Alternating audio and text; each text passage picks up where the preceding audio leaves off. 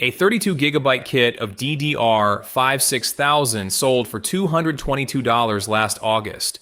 Today, the same kit is $1,272. That is not a typo, and it is not even the worst example. A 128 gigabyte kit that cost $329 a year ago is $3,399 right now. Per gigabyte, system memory costs roughly what it cost in 2007. 2 decades of falling prices erased in about 12 months. And for most of that year, one hope was holding the entire PC industry together. A Chinese company almost nobody outside the industry had heard of, sitting on the only spare DRAM capacity on Earth that wasn't already promised to an AI data center. The plan was simple and everyone believed it. They flood the market, they undercut the giants, the prices break. That company is CXMT, and in July they pulled off the biggest listing China has seen this year and became the most valuable company on the entire Shanghai market. So they had the capacity, they had the cash, they had the chips. Then they looked at the price list of the 3 companies they were supposed to destroy, and they charged more. That is what actually changed. And once you see why, this whole market starts making a very different kind of sense, because there is a version of this story where memory does get cheap again. It just doesn't look like the one you were promised, and it doesn't arrive when you think. Let me walk you through it. First, we have to be precise about what broke, because AI took the RAM is true and also uselessly vague. For decades, DRAM has been run by 3 companies: Samsung, SK Hynix, Micron. As of the second quarter of this year, Samsung holds 39% of the DRAM market, SK Hynix 26%, Micron 25%, added up. 90% of the memory on this planet comes from 3 buildings worth of decisions. That is the stuff in your PC, your phone, your console, your car. Then AI arrived, and AI does not want normal memory. It wants HBM, high bandwidth memory. The stacked stuff that sits right next to the accelerator die and feeds it terabytes per second. And here is the number that explains everything that happened to your wallet. Per gigabyte, HBM burns roughly 3 times the wafer capacity of standard DDR5. 3 times. And that ratio is not a manufacturing accident. It is baked into what HBM physically is. You are not making one chip. You are making 8 or 12 thin DRAM dies, drilling thousands of vertical channels straight through the silicon so signals can pass from layer to layer, and then stacking them into a single tower on a base die. Every one of those dies has to be individually good before it goes into the stack, because if the 7th layer fails, you do not lose one die. You lose the entire tower and everything underneath it. So you use your best silicon, you accept lower binning, and you eat the yield loss on the assembly. 3 wafers in, 1 wafer's worth of usable capacity out. So the math in front of those 3 companies was not complicated. Same wafer, same fab, same lithography tools, same engineers. One path sells you a $400 memory kit into a market that beats you up on price every quarter. The other path sells a hyperscaler a component they will prepay for years in advance at margins that would embarrass a luxury brand. Guess which way the wafers went. And they didn't move quietly. Look at what Samsung and SK Hynix committed to Project Stargate alone. Roughly 900,000 wafer starts per month.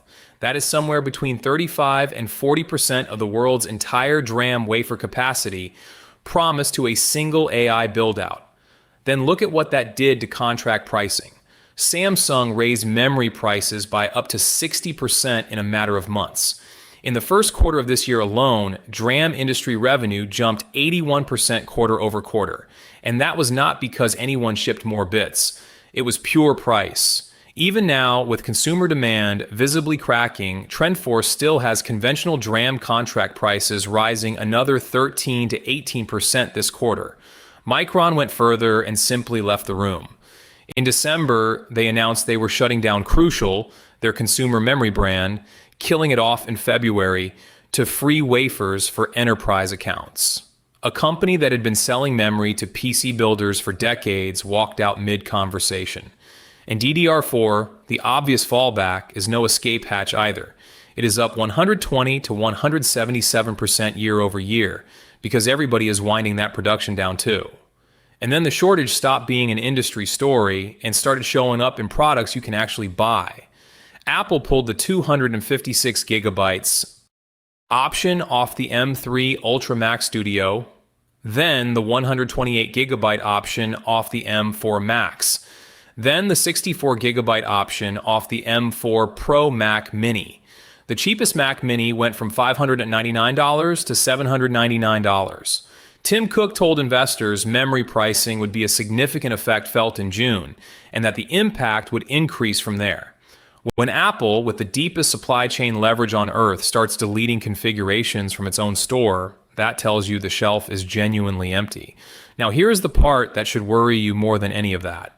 In July, the CEO of SK Hynix stood up on the day his company listed on the NASDAQ, having just raised $26.5 billion, and said next year will be the worst year in the industry's history from a supply perspective.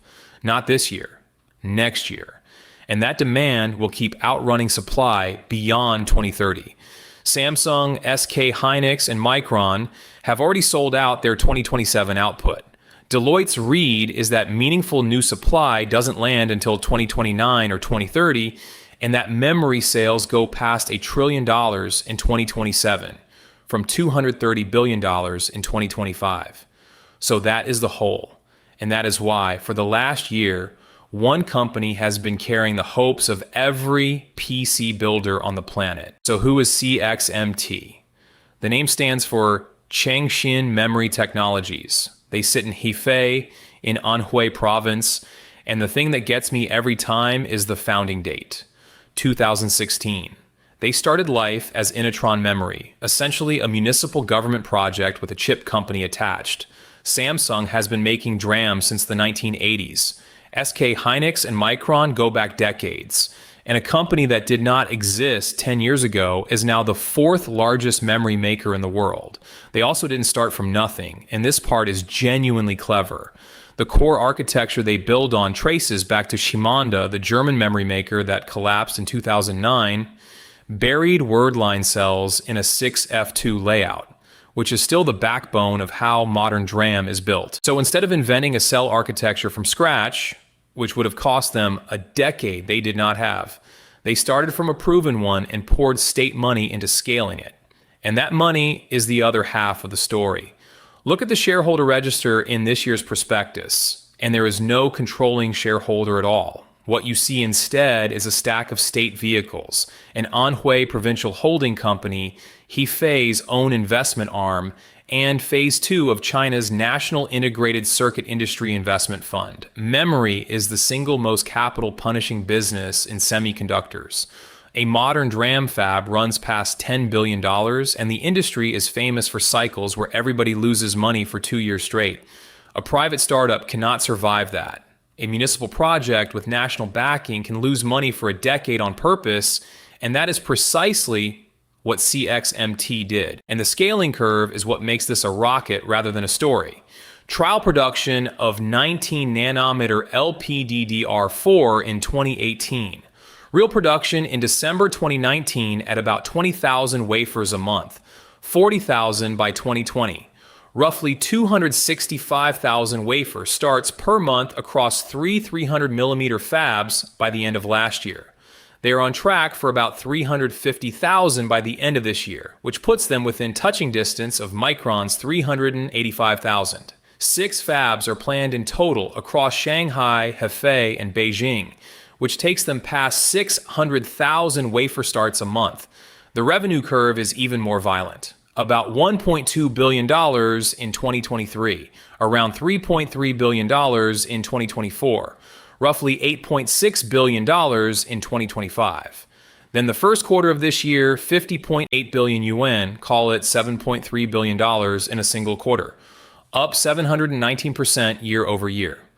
Operating profit of 35.4 billion yuan, a 70% operating margin at a company that was posting negative 113% gross margins in 2023.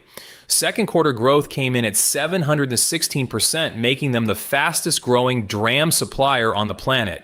And on the 27th of July, they listed on Shanghai's Star Market at 8.66 yuan a share. They raised 57.92 billion yuan, about $8.6 billion. The The stock closed the first day up 466% at 49 yuan, valuing the company at 3.31 trillion yuan, roughly $489 billion. China's most valuable listed company from a memory maker that was losing money 2 years ago. So this is not a paper competitor. And if you wanted proof they can actually move prices, you don't need a forecast. It already happened once. Rewind to May 2024. While the big three were busy pivoting their fabs to DDR5 and HBM, CXMT walked into DDR4, the old, boring, unglamorous standard, and started shipping. And they undercut the incumbents by around 50%. In some cases, Chinese DDR4 was selling for less than harvested, reused chips. DDR4 spot prices, which had been sitting around $1.50 per gigabyte, ground down to about $1 by March 2025. That is the whole thesis working in public. One new supplier with volume and no legacy margin to protect. And the price floor drops. Then came the twist that nobody modeled.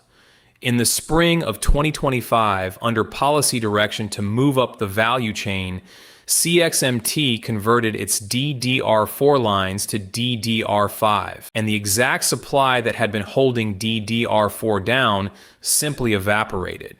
Prices didn't drift up, they doubled, all the way to parity with DDR5 at around $2.28 a gigabyte. The analyst Jim Handy, who has been tracking this market for a very long time, put it plainly. Everyone in the industry was surprised when this happened. Sit with that for a second because it reframes the whole thing. One company with under 10% share moved the global price of a memory standard twice in 18 months.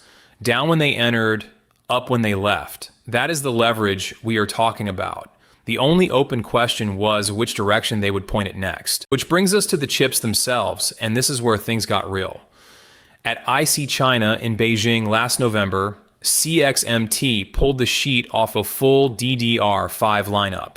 DDR5 running up to 8,000 mega transfers per second in 16 gigabit and 24 gigabit densities. LPDDR5X, the low power part that goes into phones and thin laptops, up to 10,667 mega transfers per second. And crucially, they did not show one hero product. They showed the whole catalog. UDIMM for desktops, SODIMM for laptops, RDIMM for servers. And then the ecosystem did the thing that actually matters, which is boring validation work. MSI shipped BIOS updates validating CXMT memory at DDR5-8200 on dual DIMM AM5 boards, 7200 on quad DIMM. Gigabyte followed with 8200 on socket AM5. By late July, every major motherboard maker had CXMT DDR5 on its validation list. In May, Corsair launched a Vengeance kit built on CXMT dies, 16 gigabytes DDR5-6000 CL36 XMP and Expo certified, China only, with a CN suffix in the part number. Think about what that sequence means. This is not a lab demo or a trade show board. This is silicon that boots on retail motherboards at speeds competitive with anything on the shelf, sold in a branded consumer kit from a Western vendor. The engineering argument was effectively over. But look closely at that Corsair part number again, because there is a detail hiding in it. The CN suffix, China only. And that is the pattern across almost the entire CXMT consumer lineup. Every major motherboard vendor now validates these modules. The kits exist, they work. And if you are building a PC in the United States, you still cannot buy them. Which means the relief valve that does exist is, for the moment, pointed at one domestic market and not at the global one. Hold on to that because it comes back at the end. Which left exactly one question. What would they charge? And to understand why literally everyone expected that answer to be less, you have to look at the margin structure of this industry right now because it is absurd. Handy laid it out. The majors are currently making something like 80% gross margins on DRAM. 80%. which means a challenger whose manufacturing cost was double everyone else's could still run a 60% gross margin and still undercut the entire market. The market was, in his words, greatly favoring CXMT. So the play wrote itself. You don't need to win a benchmark to end a shortage. You don't need the best transistor or the tightest cell. You need volume, availability, and a price that makes Samsung sweat. Flood the mid-range with good enough DDR5, take the consumer and mainstream server business the big three abandoned, and let the incumbents keep their AI margins. An empty shelf with your name on it is a wonderful business to walk into. That is the thesis the entire PC industry was leaning on. Here is what actually happened. In late July, the first confirmed retail listings for CXMT server memory showed up on a major Chinese shopping platform. A 64 gigabyte DDR5-5600 ECC module. CXMT's price, 18,999 yuan. Samsung's 18,595 yuan. SK Hynix, the same 18,595. The Chinese challenger was more expensive than the two companies it was supposed to be undercutting. And that wasn't a listing error because the behavior repeats everywhere you look. When Huawei, a domestic partner, a strategic customer, arguably the single most politically important chip company in China, pushed for relief on escalating memory costs, CXMT held the line and said no. Apple spent the early part of July qualifying CXMT's LPDDR5X for China market devices, and the red across the industry was obvious. Apple was building leverage to beat Samsung and SK Hynix down on price. That gambit collapsed. There was no cheaper alternative to point at, and the order book explains why they can be that ruthless. ByteDance signed a 5-year server DRAM agreement worth more than $7 billion. Tencent signed for around $3 billion. Dell, HP, Lenovo, and Apple have reportedly booked CXMT capacity through the end of 2027, which leaves essentially nothing for smaller brands. Their average selling price in the first quarter came in only 5 to 10% below Samsung, SK Hynix, and Micron. Not half, 5 to 10%. So here's the honest version, and I think it is far more interesting than the fairy tale. CXMT did not join this market to break the price. They joined it to collect the price.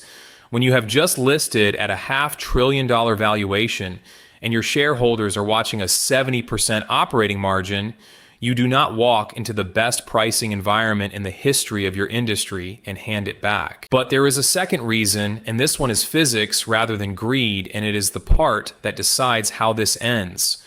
CXMT cannot undercut the leaders on cost even if they decide they want to. Their production runs on the G4 generation, which lands at roughly 16 nanometer class cells. Samsung and SK Hynix are 5 to 6 nodes ahead of that. Put differently, CXMT is manufacturing today at roughly where the leaders were in 2018 and 2019. And the reason comes down to one machine they are not allowed to buy. Since the 2019 export controls, CXMT has had no access to EUV lithography. And in memory, that hurts more than most people realize. Lithography is how you print the pattern of the circuit onto the wafer, and the resolution you can print is limited by the wavelength of the light you print with. EUV uses light at 13.5 nanometers. Deep ultraviolet, the older generation, works at 193. So if you only have DUV and you need a feature finer than DUV can resolve, you do the only thing left.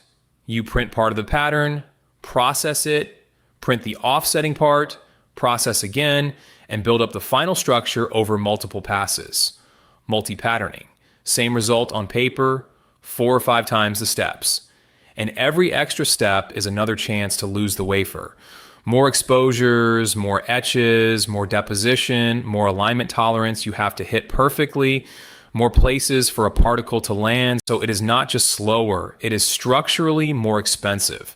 Multi-patterning eats around 30% more wafer starts to produce the same number of bits, which means CXMT's cost per bit on DDR5 sits more than 30% above the 3 liters. And that gap does not shrink with practice because it is not a learning problem. It is an equipment problem, and the equipment is blocked. Put that next to the margin math from earlier and you get the real picture.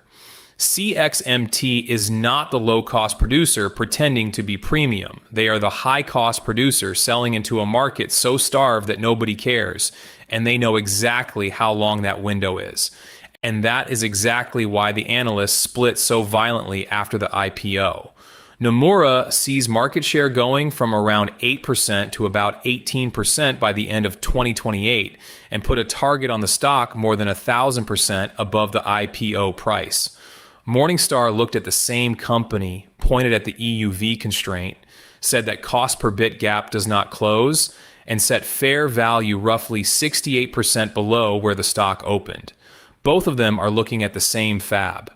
They just disagree about whether volume can outrun physics. Now, the second thing they haven't solved, and it is the one that actually started this crisis, everything we have talked about is commodity DRAM, the DDR5 in your desktop, the LPDDR5X in your phone, the RDIMMs in ordinary servers. But the fire under this whole market is HBM, and their CXMT is not a contender yet. Last year, fewer than 2% of their wafer starts went to HBM, about 5,000 a month. They have reportedly targeted around 20% of capacity for an HBM3 line this year, and they have shipped HBM3 samples to Huawei for its Ascend accelerators, which would unplug a genuine bottleneck in China's AI supply chain if it works.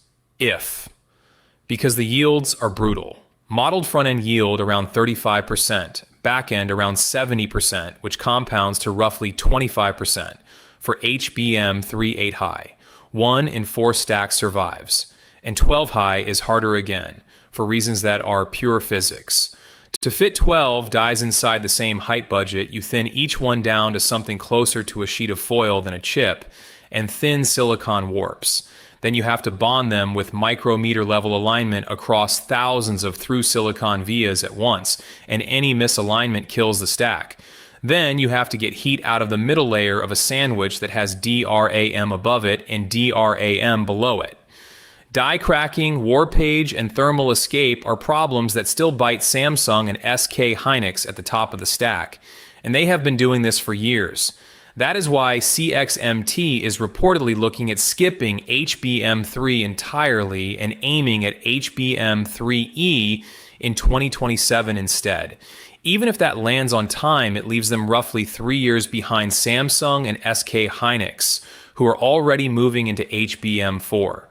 They are also working on wafer-to-wafer hybrid bonding, which is the direction the whole industry is heading for stacking. But that is a bet on the generation after next, not a fix for this shortage. And the loudest signal came from the IPO document itself. In a prospectus allocating 29.5 billion yuan, 13 billion for DRAM technology upgrades, 9 billion for next generation DRAM research, 7.5 billion for wafer line upgrades, there is no dedicated HBM project at all. When a company raises $8.6 billion during an AI memory shortage and does not earmark a single line for AI memory, that is not an oversight. That is a company telling you exactly which fight it intends to win. On top of that, the political ground keeps moving. CXMT has been barred from U.S. federal purchases since 2022, was added to the Defense Department's list of military-linked companies in June, and there is active pressure in Washington to stop Apple sourcing their memory at all. So even where the parts are good, the addressable market has walls around it. So let me give you the fair scorecard because I think the truth here is better than the hype. On the memory in your PC and your phone, CXMT is real. The chips work, they hit competitive speeds, every major board partner has validated them, and by the end of this year, they will be pushing 350,000 wafers a month into a market that is desperate for exactly those parts.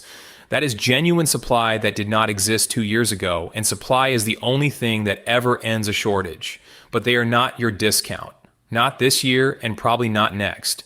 They are pricing at parity or above, their capacity is booked through 2027, and their cost structure gives them no room to go low even if the mood changed.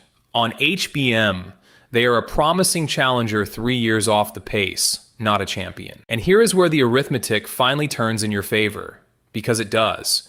Every wafer CXMT adds is a wafer of pressure on a market that is currently priced purely on scarcity.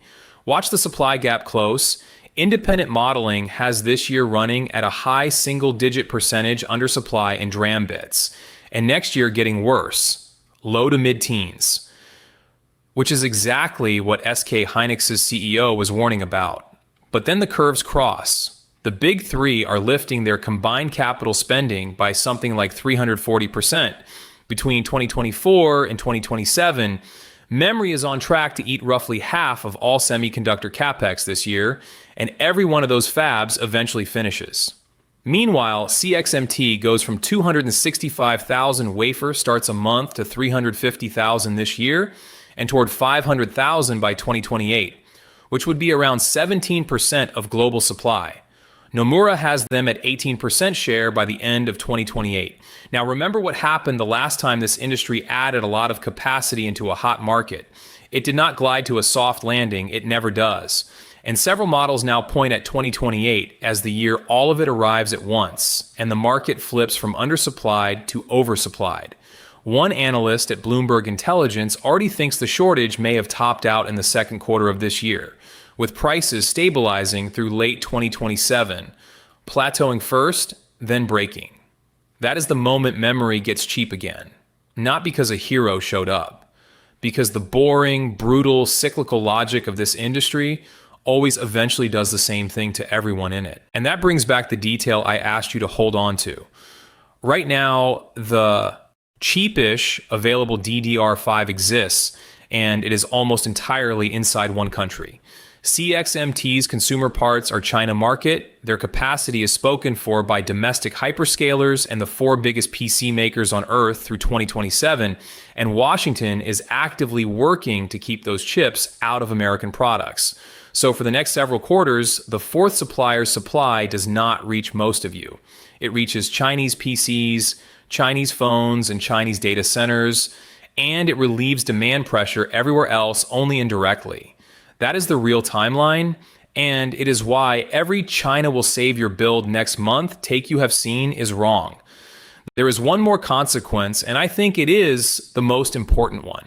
For 30 years, 3 companies have controlled the price of a component that sits in every device you own, and when they all decided to point their fabs at the same customer, the rest of us had absolutely no alternative. That is the actual lesson of the last 12 months. Not that memory got expensive, but that there was nowhere else to go. A fourth supplier at real scale changes that structurally, permanently, and regardless of what they charge this quarter. The next time this market tightens, there will be someone else to call. The uncomfortable part is that Jim Handy already flagged how this ends for CXMT. When the shortage reverses, prices fall toward cost. And if your cost is 30% above everyone else's, that is the quarter you start bleeding. Which raises a question I keep turning over. Is a state-backed challenger that doesn't have to be profitable actually a healthier market or just a different kind of distortion? I would really like to read your take on that in the comments because I don't think there is an obvious answer. If this breakdown made the memory market click for you, the best thing you can do is share it with someone who is about to buy RAM at these prices, and subscribe so you are here when the next chapter of this lands.